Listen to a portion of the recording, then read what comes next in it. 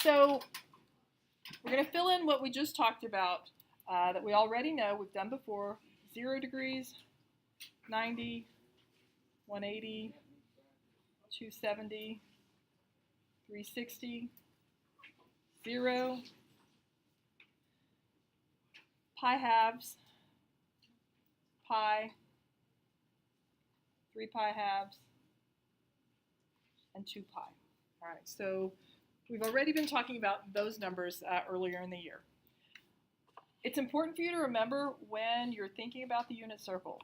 Don't forget, the unit circle is really a circle centered at the origin with a radius of 1.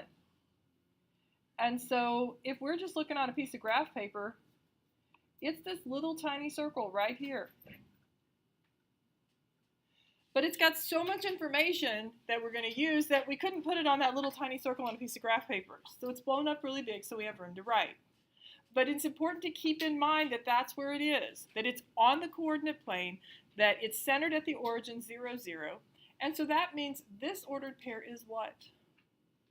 1, 0. 1, 0. Okay, because it's a unit circle, which means the radius is 1 unit. All right, so this ordered pair is 0 over, nothing to the right or left, just up 1. And then we have what? Negative 1, 0. Negative 1, 0, and 0, 0, negative 1. Okay, let's put the rest of the degrees in because they're not very difficult. Okay, now the big gaps are 30-degree gaps, and the little ones are 15 degrees. All right? So that means this is how much? 30. Followed by? 45. 45 and 60. We already have the 90. So that's kind of a check to make sure that you were doing it right. If you didn't add up to 90, you're on the wrong track. Okay, so we add another 30. What do we get? 120. And then 135. 150. Plus 30 is our 180, so we're good again. Then what? 210.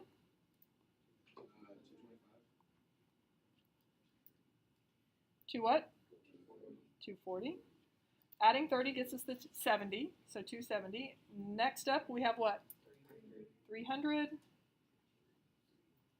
315, 330, and back to 360. Okay, so that's pretty easy, right? Okay, the rest we're going to do is put on the radians. And I'm going to start, I always put these on first because, I don't know, I find them easy to remember.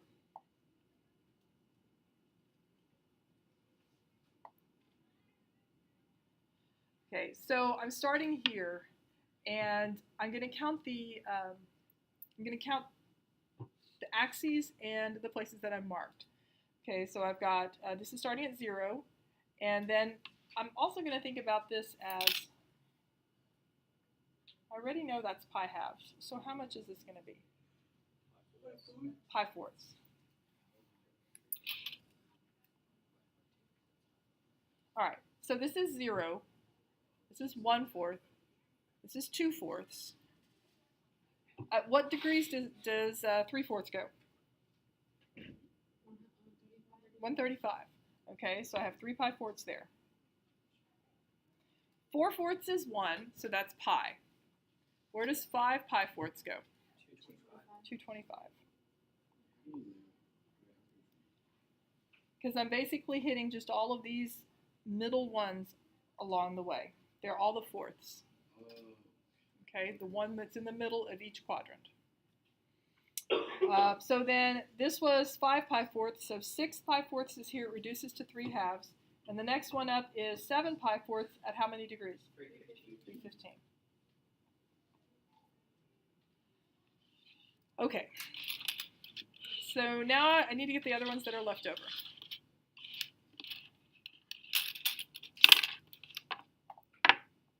So I'm going to start here and end here when I think about what to count by.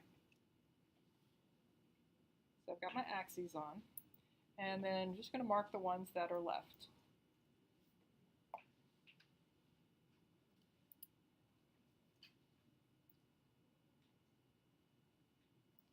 All right, so how many sections is that divided into?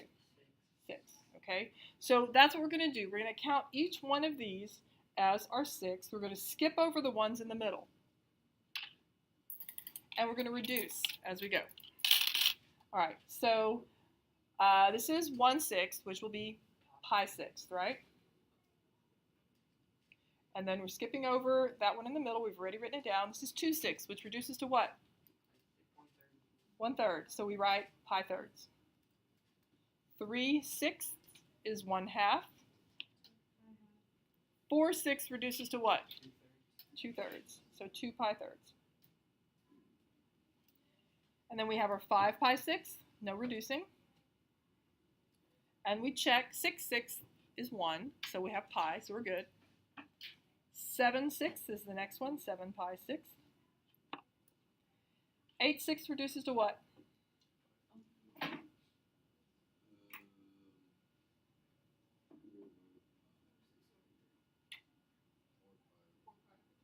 4 pi over 3. So we had 8 over 6, so divide by 2, 4 over 3, 4 pi thirds. Okay, then 9/6 is our 3 over 2. 10/6 reduces to what? 5 pi thirds. And then 11/6 won't reduce. So we've got it almost completed. We're just missing these ordered pairs out here. And we're going to use what we've been talking about the last 2 days, our special right triangles, to be able to figure out what those coordinates are. So to do that, we're going to flip over to the back. Okay, one of these circles is a spare, so if you mess up, just scratch it out and whatever. You don't have to erase anything. We're going to start with this triangle.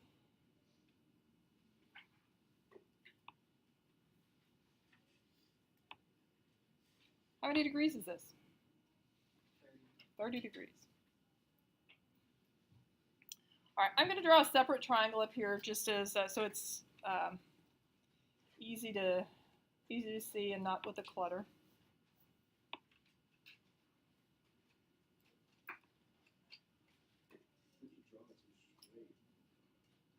I know. Years of practice. Now, this is called the unit circle, so that means the radius is what? 1 unit. All right, so my radius is 1 unit. So if my hypotenuse is 1, what do I do to get from the hypotenuse to the short leg? Divide by 2. So 1 divided by 2 is just 1/2. What do I do to get from the short leg to the long leg? Multiply by the square root of 3. So I have the square root of 3 divided by 2. Which one of those numbers is bigger? 1/2 or the square root of 3 over 2? The square root of 3 over 2 is bigger. And you need to think in terms of, you know, how do these numbers relate to each other? That one's bigger. This is the longer side. The square root of 3 over 2 is going to be longer than the 1/2. And so if this is 1, I'm just going to put those units or those numbers on my triangle that's on the coordinate plane. So this length is the square root of 3 over 2. This height is 1/2. That means this ordered pair is what? Square root of 3 over 2. Oops, sorry. Square root of 3 over 2, 1/2. Because starting at the origin, to get to this point, using the coordinates, I go to the right, the square root of 3 over 2, and I go up 1/2, and that gets me there. So that's the ordered pair for that point. Okay, what we're going to do is reflect that triangle 3 times. Okay, so we have this triangle, and then we have one below it here, and then we have another one over here. So the only thing that's going to change, because these distances haven't changed, it's the same triangle, it's just going in a different direction. Right, Joey? Okay. So we're going to flip over, and this ordered pair is going to be what? Negative square root of 3 over 2. And what's the sign on the 1/2?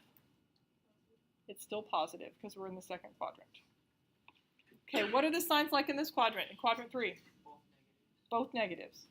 So I have negative square root of 3 over 2, negative 1/2. And then what are they here? Square root of 3 over 2 and negative 1/2. Good.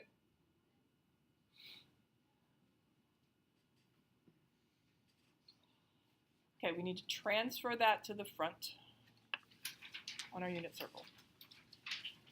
So at 30 degrees, we get the square root of 3 over 2 and 1/2. What's the radian measure for the negative square root of 3 over 2 and 1/2? Where does it go?